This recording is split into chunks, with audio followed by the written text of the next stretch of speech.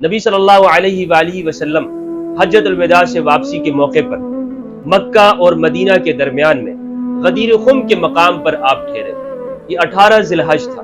نبی صلی اللہ علیہ وآلہ وسلم نے صحابہ کرام رضوان اللہ علیہم کو جمع کر کے وہاں پر سب کو ٹھہرایا اور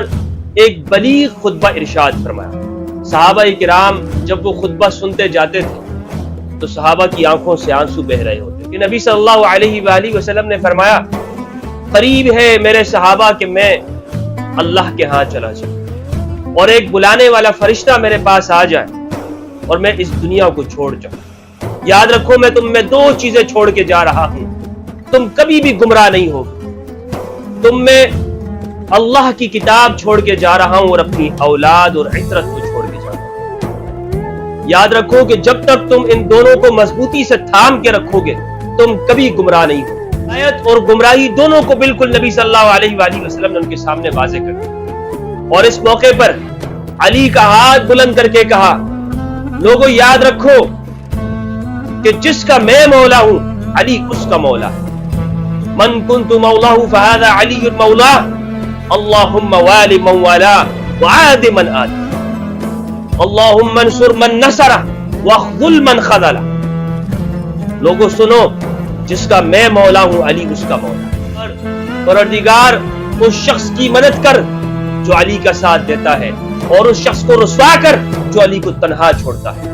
یہ نبی صلی اللہ علیہ وآلہ وسلم نے اس غدیر خم کے موقع پر ارشاد کیا۔ پہلے تو جیسے میں نے آپ کو بتایا کہ یہ حدیث غدیر ہے، اس موقع پر جو نبی صلی اللہ علیہ وآلہ وسلم نے خطبہ ارشاد فرمایا اسے حدیث ثقلین بھی کہتے ہیں، حدیث الغدیر بھی کہا گیا، حدیث الولایہ، حدیث الموالات اسے کہا گیا۔ یہ حدیث متواتر ہے کیونکہ ایک جمع غفیر کے سامنے نبی صلی اللہ علیہ وآلہ وسلم نے ارشاد فرمایا، اور صرف غدیر خم کے مقام پر نہیں بلکہ عرفہ کے دن بھی، حج الاکبر کے دن کہ جب 1.25 لاکھ صحابہ کرام موجود ہیں، اس موقع پر بھی نبی صلی اللہ علیہ وآلہ وسلم نے اس حدیث ثقلین کو بیان کیا ہے، علی کا مقام اور مرتبہ بیان کیا۔ حدیث متواتر ہے، اہل سنت والجماعت کے مصادر میں صحیح کتابوں میں یہ موجود ہے، اور اہل تشیع دونوں کا اس بات کے اوپر اتفاق ہے۔ ان مشترکات میں سے ہے کہ جو شیعہ و سنی دونوں میں مشترک ہے اور کسی نے بھی اس کا انکار نہیں کیا۔ متعصب سے متعصب شخص جو تاریخ میں گزرا ہو، ناصبی سے ناصبی، وہ بھی اس حدیث کی صحت سے انکار نہیں کرتا۔ سب کہتے ہیں کہ یہ حدیث متواتر ہے اور اہل سنت والجماعت کی اصح الکتب کے اندر یہ حدیث کے اوپر سب سے پہلے تو اس بات کے اوپر اعتراض کیا جاتا ہے کہ اگر علی کی ولایت سے معنی یہی ہوتا جو آپ لوگ معنی مراد دیتے ہیں تو یہ تو پھر نبی صلی اللہ علیہ وآلہ وسلم کو حجۃ الوداع کے موقع پر اس کا اعلان کرنا چاہیے تھا۔ حالانکہ حجۃ الوداع پہ اعلان نہیں کیا بلکہ غدیر خم کے موقع پہ اعلان کیا، اور اس موقع پر صرف انصار اور مہاجر صحابہ کرام موجود تھے اور باقی لوگ تو چلے جا چکے تھے، صحابہ کی اکثریت جا چکی تھی، صرف انصار اور مہاجر موجود تھے۔ تو یہ 2 اعتراضات ہیں، ان کا پہلے میں جواب دیتا ہوں پھر آگے ہم چلتے ہیں۔ دیکھیں پہلی بات جو یہ ہے، اس حدیث کو نبی صلی اللہ علیہ وآلہ وسلم نے صرف غدیر خم کے موقع پہ بیان کیا، یہ بات غلط ہے، بلکہ سنن ترمذی کے اندر روایت ہے کہ نبی صلی اللہ علیہ وآلہ وسلم نے اس خطبے کو، اس بات کو حجۃ الوداع عرفہ کے اندر بھی بیان کیا۔ سنن ترمذی کی روایت ہے 3786۔ پھر دوسری جو بات یہ کی جاتی کہ غدیر خم کے موقع پہ جب بیان کیا تو اس موقع پہ صرف انصار اور مہاجر صحابہ تھے، باقی صحابہ تو جا چکے تھے۔ تو اس اعتراض کا جواب یہ ہے کہ جناب عالی آگے آنے والے جو معاملات ہیں، خلافت کے معاملات، اور قرآن مجید نے جو صحابہ کی کیٹیگری بیان کی ہے ان میں افضل ترین صحابہ وہ انصار اور مہاجر صحابہ ہیں، جس طرح کی سورۃ توبہ کی آیت نمبر 100 میں بیان کیا، والسابقون الاولون من المہاجرین والانصار والذین اتبعوہم باحسان رضی اللہ عنہم ورضوا عنہ۔ پہلوں میں پہل کرنے والے مہاجرین و انصار، اور جنہوں نے ان کی اتباع کی احسان کے ساتھ، اللہ ان سے راضی اور یہ اللہ سے راضی۔ تو بہرحال قرآن مجید نے صحابہ مہاجرین و انصار سے کہا، اور یہ مہاجرین و انصار موجود ہے، انہی کے سامنے علی کی فضیلت بیان کرنا مقصود تھی، کیونکہ آگے جا کے خلافت کے معاملات ان کے ہاتھ میں آنے تھے۔ ان کے سامنے بیان کرنا تھا کہ تمہاری ساری قربانیاں ہیں لوگوں، تم نے نصرت کی ہے دین کی، تم نے نبی کو پناہ دی مدینے میں، جب قریش مکہ نے اور بنو امیہ کے لوگوں نے نبی صلی اللہ علیہ وآلہ وسلم کو مکہ سے ہجرت پہ مجبور کیا، یہ بات ضرور ہے کہ تمہاری یہ فضیلت ہے انصار صحابہ کہ تم نے ہم مہاجرین کو پناہ دی ہے، نبی کو ٹھکانہ دیا ہے اور مہاجرین صحابہ کو اپنے ہاں پناہ دی، لیکن یاد رکھو انصار صحابہ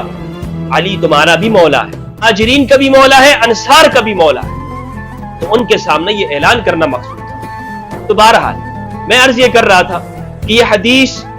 جلیل القدر صحابہ کرام سے مروی ہے اور اہل السنت والجماعت کی صحاح کتابوں کے اندر مروی، اور آج ہم اہل السنت کی کتابوں سے سمجھیں گے۔ ہم شیعہ کی کتابوں کا یہاں پہ مطالعہ نہیں کر رہے، لیکن اگر شیعہ کی کتابوں کو بھی بیان کیا جائے تو اس کا مطلب یہ نہیں کہ وہ غلط ہے، لیکن ہمارا منہج اہل السنت کا ہے، ہم سنی منہج کے مطابق اس حدیث کو سمجھنے کی کوشش کرتے ہیں۔ اور اس حدیث غدیر کا کیا مفہوم ہے، کیونکہ آج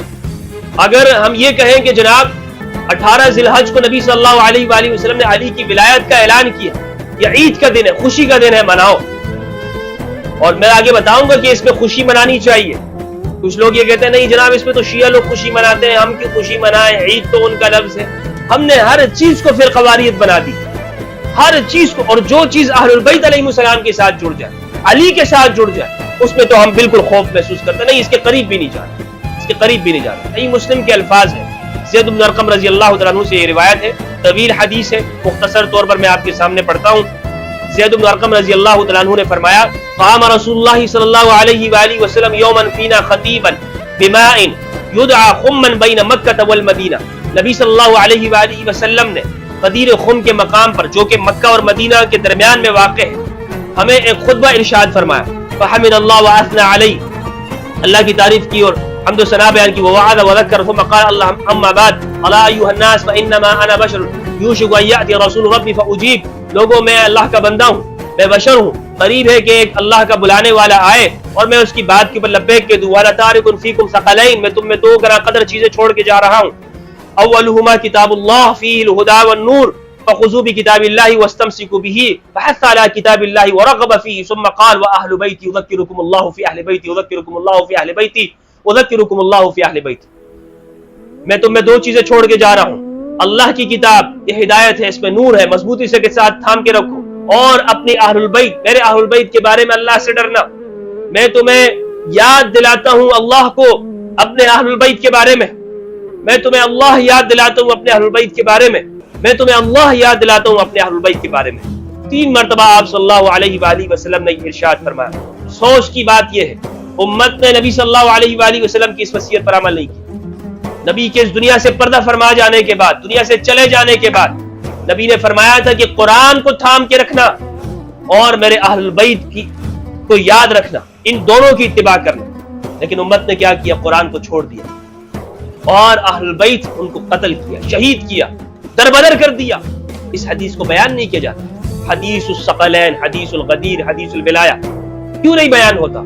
اس لیے نہیں ہوتا، ہمارے ہاں ہر جھوٹی سے جھوٹی قصے کہانیاں بیان کرتے ہیں، پیروں فقیروں اور باووں کی کہانیاں بیان ہوتی ہیں، لیکن حدیث الغدیر جو کہ متواتر حدیث ہے اس کو کیوں نہیں بیان کر رہے؟ کیا موت آ رہی ہے،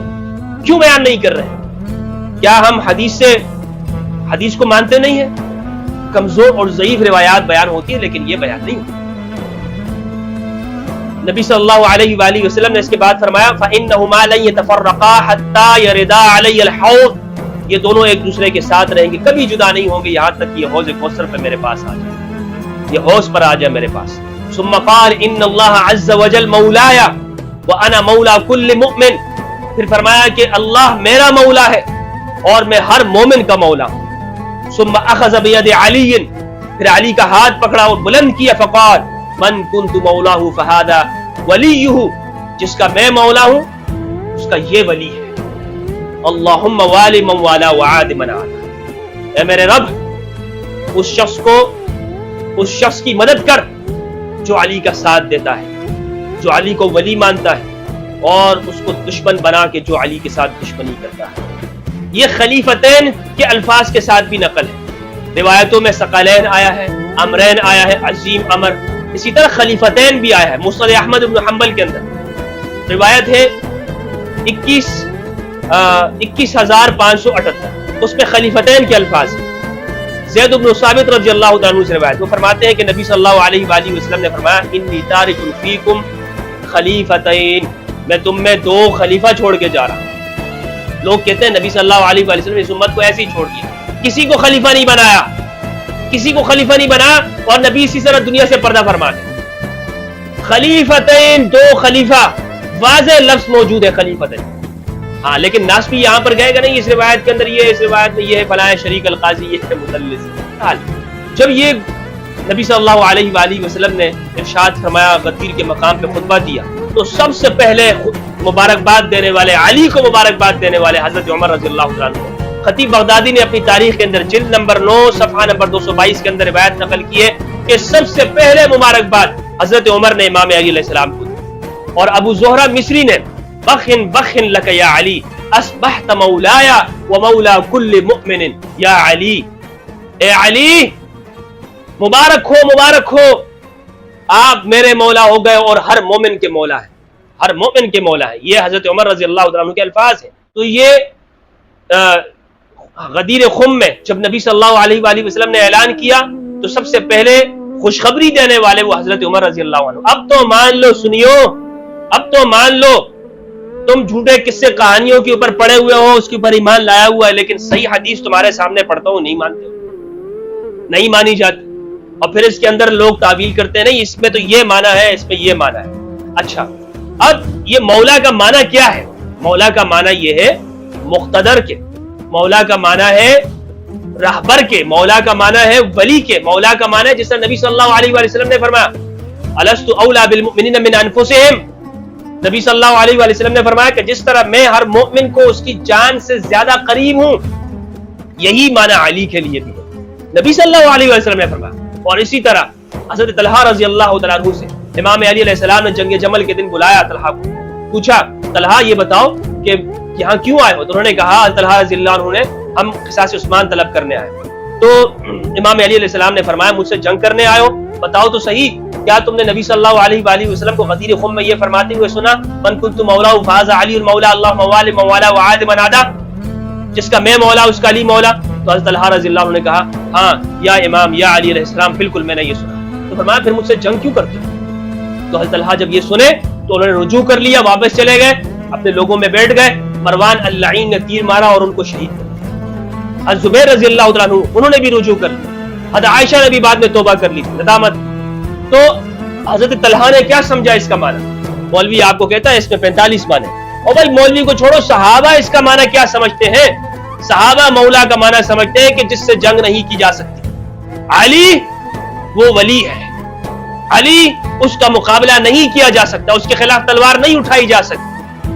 علی سے جنگ نہیں ہو سکتی، یہ معنی ہے اس کا۔ مولا کا معنی یہ ہے، آج ہمیں بھی یہی معنی سمجھنا۔ تو اب رہ گیا سوال یہ کہ کیا اس دن کو بطور عید کے منایا جا سکتا ہے؟ بالکل بطور عید کے منا سکتے ہیں، بطور خوشی کے منانا چاہیے۔ اور ایک مومن کو اس سے بڑی خوشی کیا ہے کہ وہ پورے دین کو وہ لے گا، یہ یعنی اس بات کا اقرار ہے یا رسول اللہ میں نے آپ کی وصیت پر عمل کیا، آپ نے اس امت کو بے یار و مددگار نہیں چھوڑا، آپ نے اس امت کو اندھیرے میں نہیں چھوڑا، آپ نے اس امت کو روشنی میں چھوڑا ہے، لیلھا کنہارھا، محجۃ البیضاء کے اوپر چھوڑا ہے، واضح نشانی کے اوپر چھوڑا ہے، واضح رستے کے اوپر چھوڑا ہے۔ اور آپ نے ہمیں بتا دیا یا رسول اللہ میں آپ سے اقرار کرتا ہوں، میں عہد کرتا ہوں کہ میں قرآن مجید کو اپنا رہبر مانوں گا اور علی علیہ السلام کو اپنا لیڈر مانوں گا۔ ہمارے ہاں بریلوی حضرات اہل سنت والجماعت کے اندر، اور ہم کیا استدلال کرتے عید میلاد النبی کے، کیوں خوشیاں مناتے، جھنڈیاں کیوں لگاتے کہ اس دن سرکار دو عالم صلی اللہ علیہ وآلہ وسلم کی ولادت ہوئی اور نبی صلی اللہ علیہ وآلہ وسلم اس دنیا میں تشریف۔ تو آپ کا اس دنیا سے جانا اور آپ کا دنیا میں تشریف لانا دونوں رحمت ہے، دونوں رحمت ہے۔ نبی صلی اللہ علیہ وآلہ وسلم نے اپنے جانے پر اس دنیا میں مسلمانوں کو ایسے ہی نہیں چھوڑ دیا، بلکہ ان کے سامنے پورا دین دیا، قرآن مجید دیا اور اہل بیت علیہ السلام دیے۔ تو اس بات کے اوپر خوشی منانی چاہیے، خوشی کا اظہار کرنا چاہیے۔ باقی اس موقع پر جو کچھ کیا جاتا ہے مجھے نہیں معلوم کہ خوشی لوگ کس طرح سے مناتے ہیں، لیکن بہرحال ہم نے یہ اقرار کرنا ہے اور خوشی منانی ہے اس کی، اور چاہے آپ جس بھی رنگ میں خوشی منائیں لیکن بہرحال خوشی منانا جائز ہے. اللہ